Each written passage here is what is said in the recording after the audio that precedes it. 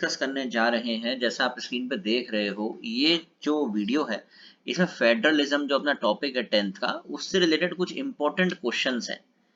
तो हम स्टार्ट कर रहे हैं फेडरलिज्म जो बोर्ड लेवल के सॉल्यूशन है। आप देखो इस वीडियो के अंदर हम इसको याद भी कर लेंगे, इंपॉर्टेंट क्वेश्चंस भी कर लेंगे, तो सारी चीजें आपकी कवर हो जाएंगी फेडरलिज्म से रिलेटेड। नो डाउट, कोई भी डाउट नहीं बचेगा।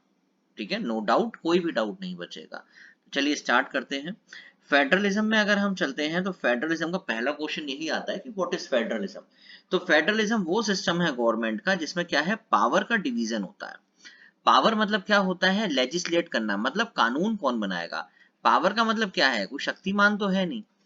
तो हम कह रहे हैं पावर का मतलब क्या है, टू लेजिस्लेट। अब लेजिस्लेट कौन करेगा, तो किस किस के बीच में पावर डिवाइडेड है। एक तो सेंट्रल अथॉरिटी हो गई और various constituent units of the country, मतलब एक तो बड़ी पावर है और अदर कॉन्स्टिट्यूएंट यूनिट्स। तो हम ऐसा कह सकते हैं ये पावर का division central, then state, then local के बीच में देखने को मिलता है। ठीक है, तो ये जो वर्टिकल डिवीजन ऑफ पावर लिखा है इसी को हम क्या बोल रहे हैं, फेडरलिज्म। तो federalism one of the major form of power sharing in modern democracies. तो ये हम ध्यान रखेंगे, मॉडर्न नहीं है, इट्स मॉडर्न डेमोक्रेसीज। तो फेडरलिज्म पहला क्वेश्चन क्लियर हुआ कि federalism is a system of government in which power is divided between central authority and various constituent units of the country. और ये जो वर्टिकल डिवीजन है आप देख रहे हो, ये है सेंट्रल गवर्नमेंट, ये स्टेट गवर्नमेंट, ये लोकल गवर्नमेंट। तो इसके अंदर अगर आप देखोगे तो तीनों का डिवीजन दिखाया हुआ है।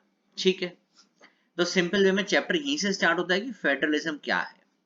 आगे चलेंगे, what other factors besides politics keep the federations United. तो पॉलिटिक्स को अगर छोड़ते हैं तो कौन कौन से अदर फैक्टर्स होते हैं जो फेडरेशन को यूनाइटेड रखते हैं। तो वो है culture, ideology, history. Culture of trust, cooperation, mutual respect and restraint has also helped in the smooth functioning of nation. देखो कल्चर हो, आइडियोलॉजी है, हिस्ट्री है, इससे भी हम क्या है, फेडरेशंस को यूनाइटेड रख सकते हैं। कि आपका कल्चर कैसा है तो वो एक ग्रुप वगैरह बन जाता है, तो उस हिसाब से हम क्या करते हैं, फेडरेशंस को यूनाइट रखते हैं। तो तीन चीजें हो गई, एक तो आप देखोगे कल्चर, सेकंड आइडियोलॉजी और थर्ड वन इज हिस्ट्री। तो ये हम अगर देखते हैं तो इससे फेडरेशन हमारी क्या रहती हैं, यूनाइटेड रहती हैं। क्वेश्चन नंबर 3 अगर आप देखोगे तो वो अगेन वेरी इंपॉर्टेंट है। कहता है कि what was the main objective of the constitutional amendment made in 1992। Very important question, पूछा ही जाएगा, किसी भी फॉर्म में पूछ सकते हैं। हो सकता है ऐसे पूछ ले कि डिसेंट्रलाइजेशन को डिफाइन करें, कि डिसेंट्रलाइजेशन क्या होता है। तो आपको उसमें क्या डिफाइन करना है, 73rd अमेंडमेंट एक्ट 1992 को डिफाइन करना है। तो ये अमेंडमेंट क्या कहता है, ये अमेंडमेंट पंचायती राज को दर्शाता है। पंचायती राज और म्यूनिसिपैलिटी को ये अमेंडमेंट दर्शाता है। म्यूनिसिपैलिटी की 74th, 73rd किसके लिए हो गया, पंचायती राज के लिए। ठीक है, नेक्स्ट क्वेश्चन आ रहा है, क्वेश्चन नंबर 4।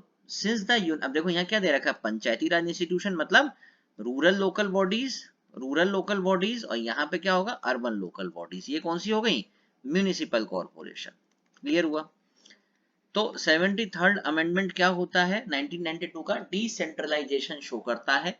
इसका मतलब क्या है, पावर का डिवीजन है, कहां कहां, rural local self government, urban local self government, तो पंचायती राज और म्यूनिसिपैलिटी। क्वेश्चन नंबर 4 कह रहा है, since the United state is a dash type of federation, all the constituent states have equal power and states are the federal government, but India a type of federation, some states have more power in India। किस type का federation, इस type के questions आपको मिल सकते हैं। तो इसका answer अगर आप नीचे देखोगे तो सीधा सीधा दिया हुआ है कि यूनाइटेड स्टेट कैसा फेडरेशन है, कमिंग टुगेदर फेडरेशन है। मतलब सभी दो तरह के फेडरेशन होते हैं, coming together, holding together. Coming together क्यों होता है, कि जिससे ये लोग अपनी सिक्योरिटी को मेंटेन रख सके। तो यूनाइटेड स्टेट क्या है, कमिंग टुगेदर फेडरेशन, जिसमें सभी कॉन्स्टिट्यूएंट स्टेट्स के पास इक्वल पावर है। सभी के पास क्या है, इक्वल पावर है। और स्टेट्स और सेंट्रल दोनों क्या है, इक्वली स्ट्रॉन्ग है। इंडिया होल्डिंग टुगेदर है। इंडिया में क्या है कि अगर आप देखोगे तो हर सेंट्रल के पास हमेशा क्या होगी, ज्यादा पावर होगी। तो सेंट्रल गवर्नमेंट के पास क्या है, ज्यादा पावर है। तो ये आपको डिफाइन करना है कि कहां पे स्टेट पावरफुल है, कहां सेंट्रल पावरफुल है। ये थोड़ा इंपॉर्टेंट टॉपिक है फेडरेशन से रिलेटेड। ठीक है, नेक्स्ट अगर हम देखते हैं तो क्वेश्चन आता है, the distinguish feature of a federal government.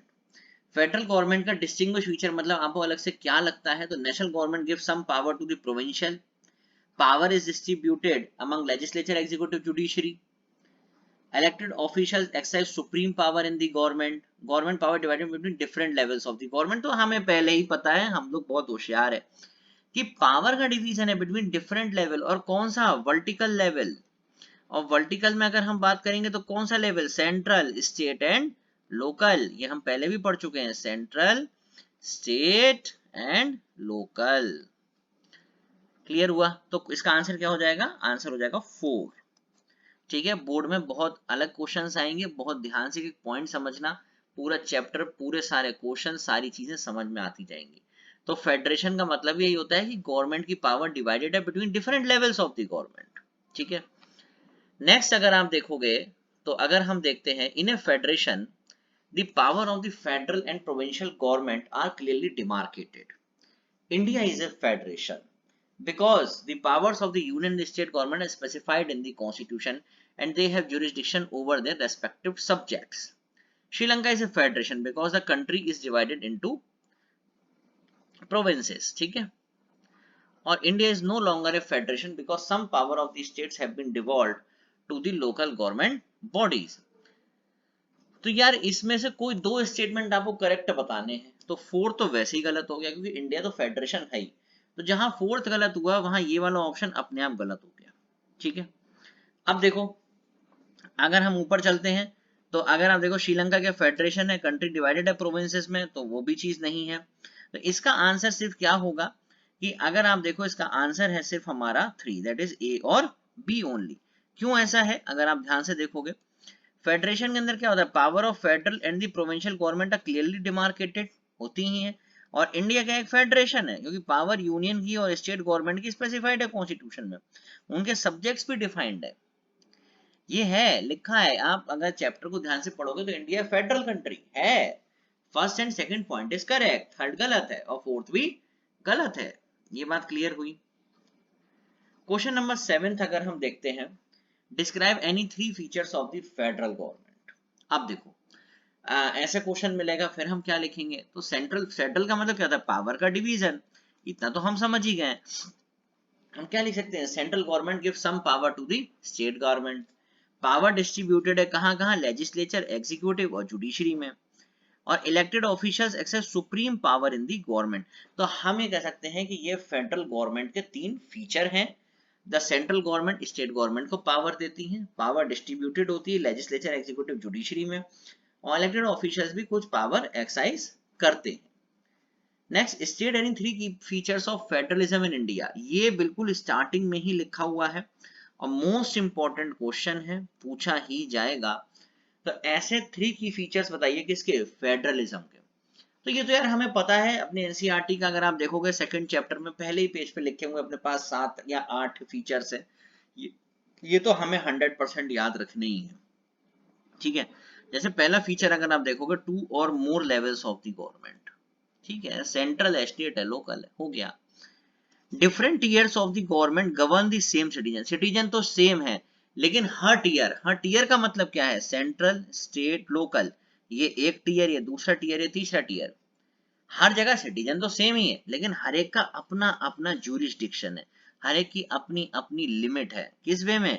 Legislation में, टैक्सेशन में एंड एडमिनिस्ट्रेशन में। आप अगर देखते हो तो हर एक में क्या है? हर एक की क्या अपनी लिमिट है। ठीक है, jurisdiction of the respective level of the government specified in the federalism। ये क्या है? बिल्कुल क्लियरली डिफाइंड है। Fundamental provision of the constitution can not be unilaterally change by one level of the government. तो हम ये कह सकते हैं कि फंडामेंटल प्रोविजन है कॉन्स्टिट्यूशन के, वो चेंज एक ही लेवल से नहीं हो सकते, उसमें दोनों लेवल्स की जरूरत पड़ेगी। और ये दोनों लेवल अगर आप देखते हो तो दोनों लेवल कौन से होंगे? ये दोनों लेवल होंगे सेंट्रल एंड स्टेट। 2 लेवल हो गए अपने पास। ठीक है, अच्छा ये यहाँ पे पॉइंट गलत लिया हुआ है, ये वाला थोड़ा डिलीट करेंगे। बाय द ध्यान रखना है, the jurisdiction of the respective levels of the government is specified in the constitution. वो फेडरलिज्म 259 वो पता नहीं कहां से आ गया, उसे अब छोड़ दो। तो अब यहाँ फोर्थ पॉइंट भी यही आ रहा है कि कॉन्स्टिट्यूशन के जो फंडामेंटल प्रोविजंस हैं उसको भी यूनिलैटरली चेंज नहीं कर सकते, दोनों गवर्नमेंट की मतलब दोनों सेंट्रल की भी स्टेट की परमिशन चाहिए। High court and supreme court act as an umpire if dispute arise, अगर डिस्प्यूट अराइज होगा between different levels of the government in excess of their respective power, हर एक का रेवेन्यू का सोर्स भी क्लियरली डिफाइंड है, ठीक है। और फेडरल सिस्टम के दो ऑब्जेक्टिव होते हैं, ये एक उसमें आ सकता है स्टेटमेंट वाइज में, स्टेटमेंट में ये क्वेश्चन आपको मिल सकता है कि ये बताइए कि इससे कितने ऑब्जेक्टिव हैं। डुअल ऑब्जेक्टिव है, एक तो यूनिटी ऑफ द कंट्री और दूसरा एकोमोडेट रीजनल डाइवर्सिटी। तो अगर हम देखते हैं promote unity of the country and second time accommodate regional diversity, तो दो चीजें यहां होती हैं, ठीक है। क्वेश्चन नंबर 9 हम देखते हैं, nature of Panchayati Raj system in India. अब पंचायती राज का मतलब हम समझते हैं क्या, 73rd अमेंडमेंट एक्ट 1992, ये हो गया हमारा पंचायती राज।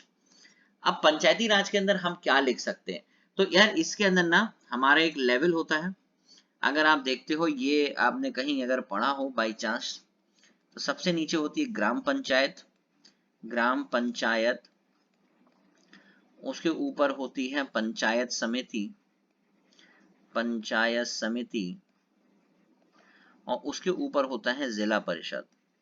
तो ये इसका स्ट्रक्चर होता है बेसिकली, अगर आप समझते हो जिला परिषद। तो Gram Panchayat is a council consisting of several ward member, यहाँ क्या होते हैं पंच, सरपंच, प्रेसिडेंट, और इन्हें कौन इलेक्ट करता है, एडल्ट पॉपुलेशन। और बड़ा अच्छा क्वेश्चन है कि ये एडल्ट पॉपुलेशन को हम कहते क्या है, इसको कहते हैं ग्राम सभा। तो ग्राम सभा अगर आप देखोगे तो कैसी पॉपुलेशन है, 18+ पॉपुलेशन है, जो 18 साल से ऊपर गांव की जनसंख्या है, जो लोग हैं वो ऑटोमेटिकली ग्राम सभा के मेंबर है। और यही ग्राम सभा के मेंबर किसको इलेक्ट करते हैं, ग्राम पंचायत को इलेक्ट करते हैं, ठीक है। तो ये यहाँ पे 1992 के अंदर हम तीन सिस्टम देखते हैं, ग्राम पंचायत, पंचायत समिति और जिला परिषद, यही मैंने यहाँ बनाया है। आप पंचायत समिति बोलो चाहे ब्लॉक समिति बोलो, उससे कोई फर्क नहीं पड़ता, एक ही बात होती है। तो अगर पंचायती राज में लिखने के बाद आप ये ट्राइंगल बना सकते हो, ग्राम पंचायत, उसके ऊपर पंचायत समिति, फिर जिला परिषद, ठीक है। अब बता सकते हो सिंपल वे में, ग्राम पंचायत बता देना, ग्राम पंचायत अगर आप देखो वहां पंच होते हैं, सरपंच होते हैं, और उन्हें इलेक्ट कौन करता है, एडल्ट पॉपुलेशन गांव की। भाई यही तो बताना है हमें, उन्हें इलेक्ट कौन कर रहा है, तो उन्हें इलेक्ट कौन कर रहा है, एडल्ट पॉपुलेशन, कहाँ की, गांव की, ठीक है। तो ये बात यहाँ पे हमें ध्यान रखनी है, ठीक है। उसके बाद अगर आप देखते हो तो क्वेश्चन नंबर 10 क्या कह रहा है, क्वेश्चन नंबर 10 कह रहा है, describe the rationale behind the implementation of decentralisation in India. तो rational behind decentralisation of India अगर आप देखते हो तो इसमें क्या आएगा, India is a vast country, कि मतलब हमने ऐसे क्या रेशनल थे, ऐसे रीजंस बताइए। तो आप बता सकते हो the rational behind the implementation of decentralisation, कि इंडिया एक बहुत बड़ा देश है, और आप एक देख सकते हो इतने बड़े देश के अंदर अगर हम पावर को डिस्ट्रीब्यूट करेंगे तो आसानी से चीजें मैनेज हो जाएंगी। तो रेशनल बिहाइंड मतलब लॉजिक क्यों हमने करा, क्योंकि इंडिया एक बहुत बड़ा देश है और central government unable to hear the needs of people from different areas. तो जो लोकल गवर्नमेंट होती है वो वहां के लोगों की डिमांड समझती है, सारी चीजें समझती है, इसीलिए हमने क्या किया है, इसको एक तरीके से आप देख सकते हो कि हमने अपने सिस्टम को क्या कर दिया, बांट दिया है। बांटने का मतलब इन द सेंस कि हमने पावर को डिवाइड कर दिया है। कहाँ कहाँ डिवाइड किया है, तो सेंट्रल अथॉरिटी में and various constituent levels of the country, ठीक है। और वुमेन्स को भी, it helps the women to participate in the decision making process because 33% seats are reserve for women in local government. 33% seat reserve है किसके लिए, women के लिए, कहाँ पे, लोकल गवर्नमेंट। लोकल गवर्नमेंट मतलब क्या हो गया, पंचायती राज एंड म्यूनिसिपैलिटीज, ये आप ध्यान रखेंगे, ठीक है। यहां तक बात क्लियर होती है। अब हम उसके आगे चलते हैं, और ये हाँ फेडरलिज्म से क्या होगा, डेमोक्रेसी बढ़ेगी। It take off burden from central and state government, strengthen democracy at the local level, it is for the people to directly participate in decision making. देखो लोकल लेवल पे ये कुछ हद तक पॉसिबल है कि लोग डायरेक्टली डिसीजन मेकिंग में क्या करें, पार्टिसिपेट कर सकते हैं, ठीक है। Next again very important question, describe any 3 steps taken by the Indian government toward decentralization of power in 1992। तो आप कौन सी 3 स्टेप्स, अगर आप देखते हो इसके अंदर कौन सी ऐसी 3 स्टेप्स हो सकती हैं, तो सबसे पहले major step taken toward decentralisation क्या, it formalise the local self government, मतलब पंचायती राज। इससे क्या होगा, लोअर लेवल मैनेजमेंट और people participate in decision making. Regular elections होंगे और लोकल गवर्निंग बॉडीज के। 1/3 सीट किसके लिए रिजर्व रहेंगी, वुमेन के लिए। हमें एक एटलीस्ट हमेशा ध्यान रखो, पंचायती राज के हर जगह आपको क्वेश्चन मिलेगा ही मिलेगा, तो आपको पंचायती राज में किस तरीके से आंसर लिखना है वो यहाँ पे क्लियर होगा आपको, ठीक है। जैसे state government needed for the purpose of sharing some powers, तो आप देखो स्टेट गवर्नमेंट की भी जरूरत पड़ती है। 1992 से पहले अगर आप देखते हो, local government bodies were under the control of government, but after 1992 इन्हें क्या मिल गया, कॉन्स्टिट्यूशनल स्टेटस मिल गया। और यहाँ आप क्या देखते हो, रिजर्वेशन भी देखते हो। किसके लिए देखते हो, SC ST और OBC के लिए देखते हो। तो एक क्वेश्चन और भी आपको देखने को मिलता है कि यार जो पंचायती राज के इलेक्शंस है वो कौन कंडक्ट कराता है। तो पंचायती राज के जो इलेक्शंस है, पी राज के जो इलेक्शंस है, वो सभी लोग ध्यान रखेंगे, वो कराता है स्टेट इलेक्शन कमीशन। ये क्वेश्चन इंपॉर्टेंट है, पूछा जाता है। कोई मुख्यमंत्री नहीं, कोई आंसर नहीं होगा, सीधे आंसर क्या होगा, स्टेट इलेक्शन कमीशन, ठीक है। कोई ऐसे दो सब्जेक्ट बताइए जो कॉन्करेंट लिस्ट में इंक्लूडेड है, ठीक है। कॉन्करेंट लिस्ट कौन सी लिस्ट होती है, ये वो लिस्ट होती है जिसपे सेंट्रल गवर्नमेंट और state government, again I am repeating, central government and state government दोनों ही मिलकर क्या करते हैं, लेजिस्लेट करते हैं। तो सेंट्रल गवर्नमेंट और स्टेट गवर्नमेंट दोनों ही क्या कर रहे हैं, लेजिस्लेट कर रहे हैं। तो ये हमारी क्या हो जाएगी, ऐसी लिस्ट को कॉन्करेंट लिस्ट बोलते हैं, ठीक है।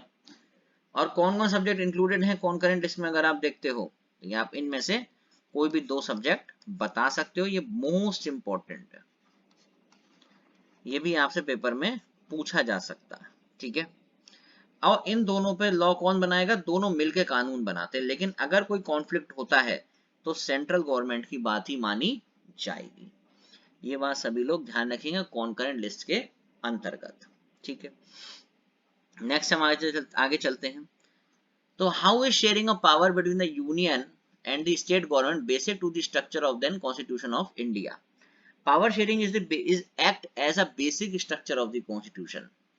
तो यार ये तो बहुत इंपॉर्टेंट चीज है, पावर शेयरिंग अगर आप समझ रहे हो तो एक तरीके से ना बेसिक टू दी स्ट्रक्चर का मतलब क्या है, कॉन्स्टिट्यूशन ऑफ इंडिया का स्ट्रक्चर ही ये कहता है कि पावर को शेयर करके रखो, डेमोक्रेसी बहुत जरूरी है।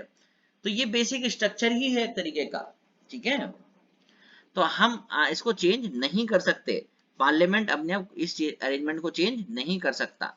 अगर आप करना भी चाहोगे तो आपको 2/3 मेजोरिटी से पास करनी पड़ेगी और स्टेट से भी पूछना पड़ेगा। तो जो पावर शेयरिंग का कंसेप्ट है ना, इसको तो आप चेंज नहीं कर पाओगे, क्योंकि आप देखते हो तो ये बहुत ज्यादा दिखने में रिजिड है। क्योंकि देखो ना, लोकसभा राज्यसभा की 2/3 मेजोरिटी प्लस 50% स्टेट भी इसको रेटिफाई करे, तब आप sharing of power between union and the state government basic to the structure of the constitution of India, ठीक है। यहां तक समझ में आया। तो हम कहने का मतलब ये है कि ये बेसिक है, इसको आप पावर शेयरिंग को चेंज नहीं कर सकते, ये कॉन्स्टिट्यूशन के अंदर निहित है। India has a large cultural regional and religious diversity but there is unity among the people. मतलब बहुत ज्यादा बायोडाइवर्सिटी बहुत ज्यादा कल्चरल डाइवर्सिटी होने के बाद भी हम बहुत ज्यादा यूनिटी देखते हैं हम लोगों के बीच में। तो कौन से फैक्टर्स रेस्पॉन्सिबल हैं इस चीज के लिए। अगर despite the diversity the people of India United, क्यों, क्योंकि यहाँ देखो राइट टू इक्वालिटी है, कोई डिस्क्रिमिनेशन नहीं है, SC एंड ST के रिजर्व सीट्स हैं, right to freedom of religion culture and education right.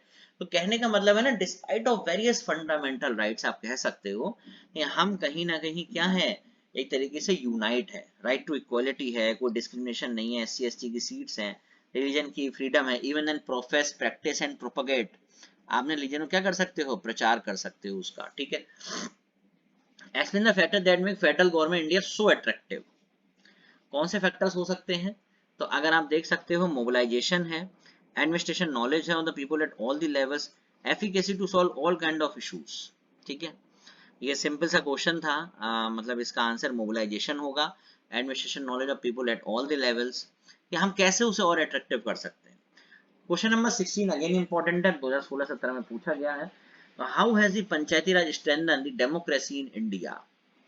तो पंचायती राज से क्या होगा, अगर आप देखो बहुत ही बढ़िया एग्जांपल है डिसेंट्रलाइजेशन का। People can get most of their problem solve eight the local level, लोग उनकी प्रॉब्लम लोकल लेवल पे ही सॉल्व हो जाती है। और वहां के लोग क्या करते हैं, जो ग्राम पंचायत के लोग होते हैं वो एटलीस्ट ग्राम सभा से इलेक्टेड होते हैं, तो हम कहते हैं कि वो कहीं ना कहीं अच्छा सोच पाते हैं। People can think and plan for themself, अपने लिए सोच सकते हैं और प्लान कर सकते हैं। Highlight any 3 step taken by India toward making it as a federation. ये बिल्कुल चैप्टर में अगर आप देखोगे तो थर्ड फोर्थ पेज पे दिया हुआ है कि इंडिया कैसे फेडरेशन बनती है। तो हमने क्या करा, स्टेट्स को लैंग्वेज के बेसिस पे बांटा, सेंटर स्टेट रिलेशन वाले पॉइंट है और डिसेंट्रलाइजेशन वाला पॉइंट है। ये चैप्टर के लास्ट में दिया हुआ है, इसको आप देखना। तो उसमें आपको लैंग्वेज के आधार पे कि कितनी शेड्यूल्ड लैंग्वेज है, तो 22 है। ठीक है, अगर ऐसे क्वेश्चन पूछता है बिसाइड हिंदी कितनी है, तो हम ध्यान रखेंगे 21 है। ठीक है, कमिंग टुगेदर, होल्डिंग टुगेदर, बहुत पूछा जाने वाला क्वेश्चन, कई बार पूछा जाने वाला question. Coming together, holding together, अगर आप देखते हो तो कमिंग टुगेदर के अंदर और होल्डिंग टुगेदर के अंदर क्या होता है, बहुत ध्यान से, लार्ज कंट्री अपनी पावर को डिवाइड कर देती है, सेंट्रल गवर्नमेंट ज्यादा पावरफुल होती है, फेडरेशन यूनिट्स पे पावर नहीं होती, जैसे इंडिया, स्पेन और बेल्जियम। और यहाँ आप देखते हो तो कमिंग टुगेदर में छोटे छोटे इंडिपेंडेंट स्टेट क्या होते हैं, एक साथ आ जाते हैं। क्यों आ जाते हैं, क्योंकि अपनी सिक्योरिटी को मेंटेन करने के लिए, और हर एक के पास क्या होती है, इक्वल पावर होती है। ठीक है, इसका एग्जांपल क्या है, US, Switzerland and Australia.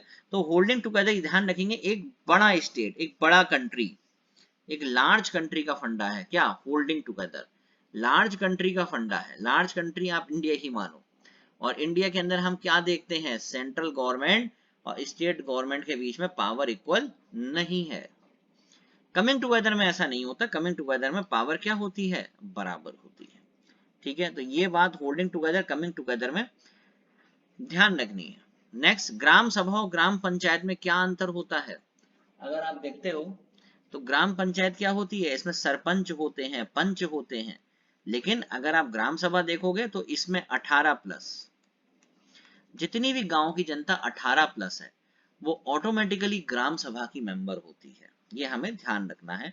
All the voters in the village are the member of Gram Sabha, these voters elect the Gram Panchayat. तो ये ध्यान रखना, ग्राम सभा जो होती ना, ग्राम सभा का कोई मतलब नहीं होता, ग्राम सभा का मतलब होता है गांव की 18+ से ऊपर की जनता। और ग्राम पंचायत का मतलब क्या होता है, अगर आप समझ रहे हो तो ग्राम पंचायत इसी ग्राम सभा में से इलेक्ट होती है। ठीक है, नेक्स्ट क्वेश्चन नंबर 20 क्या कह रहा है कि 3 लिस्ट बताइए। वो तो हम बता सकते हैं, हमने पढ़ी भी है, एक होती यूनियन लिस्ट, एक होती स्टेट लिस्ट, एक होती कॉन्करेंट लिस्ट। यार इसमें 3 बताई, एक और होती है जिसका नाम क्या होता है, रेसिडुअरी लिस्ट। और रेसिडुअरी लिस्ट पे कौन लेजिस्लेट करता है, तो सेंट्रल गवर्नमेंट लेजिस्लेट करती है। कौन करता है, सेंट्रल गवर्नमेंट लेजिस्लेट करती है। यूनियन लिस्ट में कौन लेजिस्लेट करेगा, सेंट्रल। स्टेट लिस्ट में कौन करेगा, स्टेट। कॉन्करेंट में कौन करेगा, सेंट्रल प्लस स्टेट। और रेसिडुअरी में कौन करेगा, सिर्फ सेंट्रल गवर्नमेंट। ये आपको थोड़ा ध्यान रखना पड़ेगा, किसमें कितने सब्जेक्ट है। और कॉन्करेंट लिस्ट के सब्जेक्ट ऊपर वीडियो में दिए हुए हैं, तो एक बार देख लेना उसको। ठीक है, नेक्स्ट क्वेश्चन नंबर 21, अगर आप देखो 3 टियर सिस्टम क्या है इंडियन फेडरेशन का, अगर आप देखोगे तो यूनियन गवर्नमेंट, स्टेट गवर्नमेंट और थर्ड टियर कौन सा हो गया, पंचायत एंड म्यूनिसिपैलिटी। तो हमारे पास 3 टियर है, एक तो हो गया यूनियन गवर्नमेंट, स्टेट गवर्नमेंट, और थर्ड टियर क्या हो गया, पंचायती राज एंड म्यूनिसिपैलिटीज। ठीक है, डिसेंट्रलाइजेशन के फायदे क्या हो सकते हैं, तो अगर लोकल लेवल पे कोई प्रॉब्लम सॉल्व करानी है तो सबसे बड़ा फायदा डिसेंट्रलाइजेशन से होगा। लोगों का डायरेक्ट पार्टिसिपेशन होता है डिसीजन मेकिंग में। तो देखो, इसके 2 पॉइंट हम बार बार वीडियो में देख रहे हैं। डिसेंट्रलाइजेशन का मतलब क्या है, कि कहीं ना कहीं लोगों का, एक तरीके से आप देख सकते हो ना, जो प्रॉब्लम्स है उनका लोकल लेवल पे समाधान होगा, प्लस लोगों का डायरेक्ट पार्टिसिपेशन होगा किसमें, डिसीजन मेकिंग में। Third one is decentralisation in the form of local self government best way. तो अगर आप देखो डिसेंट्रलाइजेशन एक बहुत बड़ा प्रिंसिपल है किसका, डेमोक्रेसी का। ठीक है, तो ये यहाँ पे चीजें लगभग आप मान के चलो, इसमें हम काफी सारे क्वेश्चंस कर रहे हैं, तो यार काफी सारे क्वेश्चंस इस चैप्टर से फंसने चाहिए। In another way decentralisation in the form of local self government is the best way to less principle of democracy, again very important. ठीक है, तो इससे लोगों की प्रॉब्लम लोकल लेवल पे ही सॉल्व हो जाती है। ठीक है, ये थोड़ा इंपॉर्टेंट है। Under which type of federation is India classified, अब ये क्वेश्चन आ गया केस बेस्ड, इंपॉर्टेंट। अब हमें पता ही नहीं, अगर हमें पता नहीं है तो हम इंडिया की, अगर हमें केस स्टडी नहीं पता है कि इंडिया किसका पार्ट है, कमिंग टुगेदर है, होल्डिंग टुगेदर है, क्या है, तो इंडिया क्या है, होल्डिंग टुगेदर फेडरेशन है। इंडिया क्या है, इंडिया होल्डिंग टुगेदर फेडरेशन है। होल्डिंग मतलब क्या, कि ये बड़ा सा देश है जो अपनी पावर को डिवाइड करता है, और सेंट्रल गवर्नमेंट और स्टेट गवर्नमेंट इक्वली पावरफुल नहीं होती, जबकि सेंट्रल स्टेट से ज्यादा पावरफुल होती है। ठीक है, क्लियर हुई ये बात। यही इंपॉर्टेंट है सबसे ज्यादा, कुछ चीजें ऐसी ही इंपॉर्टेंट आएंगी, जैसे टर्म 1 में 2016 में क्वेश्चन है, explain any 5 feature of the Panchayati Raj system in India. बस बहुत सिंपल सा क्वेश्चन है। पंचायती राज सिस्टम कैसा है, गांव का है, हर विलेज में ग्राम पंचायत होती है, उसमें सरपंच होते हैं, उसे कौन एडल्ट सेलेक्ट करता है, एडल्ट पॉपुलेशन। और हमने बच्चों ऊपर पढ़ा था एडल्ट पॉपुलेशन क्या होती है, ग्राम सभा। ध्यान दो इस चीज पे, एडल्ट पॉपुलेशन क्या होती है, ग्राम सभा। ठीक है, अब पंचायत किसके अंडर में काम करती है, ग्राम सभा के। और सभी वोटर्स मिलते हैं कब, ट्वाइस और थ्राइस अ ईयर। तो वोटर का यहाँ क्या मतलब है, अगेन ग्राम सभा, ग्राम सभा। और एक क्वेश्चन बहुत आता है, जो लेजिस्लेचर होता है ग्राम पंचायत का, the legislature of Gram panchayat. अगर आप देखते हो ग्राम पंचायत का लेजिस्लेचर क्या होता है, तो आंसर होगा Gram Sabha. The legislature of Gram Panchayat is Gram Sabha. ठीक है, तो यही, और यही ग्राम पंचायत मिलकर क्या बनाती है, पंचायत समिति और ब्लॉक समिति या मंडल समिति। ठीक है, तो यहां तक आपके क्वेश्चन नंबर 24 तक ये चीजें आके क्या होती हैं, फिनिश होती हैं। इसमें बहुत सारे क्वेश्चंस हैं, बहुत इंपॉर्टेंट इंपॉर्टेंट क्वेश्चंस हैं। हम बोर्ड लेवल सॉल्यूशंस में बहुत सारे वीडियोस लेके आने वाले हैं, जिससे कि आप बोर्ड में कैसे 90 प्लस स्कोर कर पाए। एक एक पॉइंट पर डिस्कशन कर रहे हैं सोशल साइंसेस के अंदर, या हम कैसे भी करके हमें सोशल साइंस के अंदर एटलीस्ट 95 प्लस पे स्कोर करना ही है। तो इसमें बोर्ड लेवल सॉल्यूशंस पे शीट्स बनी हुई हैं, हर शीट को बहुत ध्यान से देखो। उसमें थोड़ा सा आपको हर क्वेश्चन पे आपको चीजें डिटेल में मिलेंगी, जो आपके पेपर के लिए बहुत बेनिफिटेड है। ठीक है, okay, do like share and subscribe, video को लाइक करते रहिए, क्योंकि वीडियो जैसे ही आपके पास आएगी नोटिफिकेशन आएगा, तो उसमें हम सारे चैप्टर्स की वीडियो बनाएंगे और हर चैप्टर से रिलेटेड क्वेश्चन आंसर्स डालेंगे।